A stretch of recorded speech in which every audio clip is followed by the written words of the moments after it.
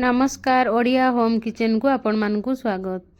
आपण माने तो मार्केट रे बहुत प्रकार रो केक आछि ताहा आपण खाइथिबे। देखंतु आज कम समय रे आमे घरे किपरि कस्टर्ड केक प्रस्तुत करिबा। से पुनी बहुत नरम जालीदार आ पूरा नरम पाटी रे देले मिलै जिवो। देखंतु पूरा नरम हेछि जूसी। देखंतु चलतु आम स्टार्ट करवा आमर कस्टर्ड केक। प्रथम मुझे बाउल नहीं जाइली सेठी 1.5 कप हम मैदा नहीं जाइए। हाफ कप मुझे सुगार पाउडर नहीं। 1/3 कप मुझे कस्टर्ड पाउडर। 1 टीस्पून नहीं बेकिंग पाउडर। 1/4 टीस्पून नहीं बेकिंग सोडा। या मु प्रथम भल भाव फेंटी नहीं।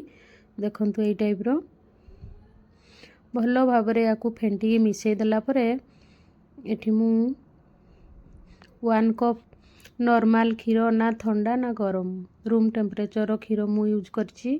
प्रथम मु अल्प अल्प देकी प्रथम फेंटीची।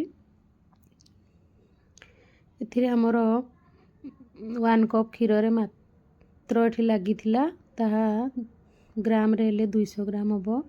एठी 1/4 कप मु नैची ऑयल सनफ्लावर ऑयल। आपन जो भी ब्रांड रो ऑयल नहीं परिवे। घी नेले भी बटर नेले भी चलिबो।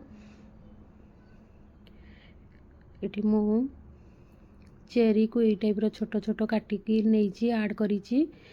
किछि किशमिश मध्ये एठी ऐड करिची। याकु मु भल्लो भाबरे फेंटी सारला परे आमे मु याकु केक टिन रे ट्रांसफर कर नैची। एठी देखंतु पूर्वरु मु बटर पेपर देकी ऑयल देकी रखी थी। तापरे मु एबे बेटर को ट्रांसफर कर देबी।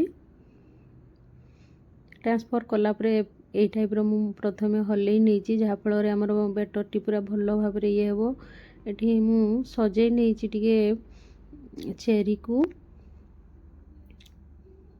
देखंतु ए टाइप रो एबे मु कढ़ाई रे गैस रे मु केक टी प्रस्तुत करी। कढ़ाई रे मु स्टैंड दे दीची फ्री हीट करबा पई 10 मिनिट छाड़ देइथिली। एबे मु केक टिन को दे देली एवं घोडणी दे देली। एबे 10 मिनिट पई देखंतु छाड़ दबा। 10 मिनिट रे हमरो ए टाइप रो केक हे जाइची जहा लागि जीवो बोली मु पुणी एक घोडणी दे देइथिली। ए टाइप रो आपण माने घरे प्रस्तुत करंतु एवं किपरि लागिला केक निहाती जानी जणेबे कमेंट माध्यम रे एवं शेयर सब्सक्राइब करबा पई भूलिबेनी। एठी हमरो केक पूरा रेडी ही जाइची। देखंतु एबे मु बटर पेपर को काढी नउची। पूरा स्पंज भली हेची नरम केक हमरो बहुत सुंदर। एबे मु काटी नेली ताकू। देखंतु एठी हमरो केक पूरा रेडी रहिली। पुणी देखाओ नेक्स्ट वीडियो रे। जय जगन्नाथ।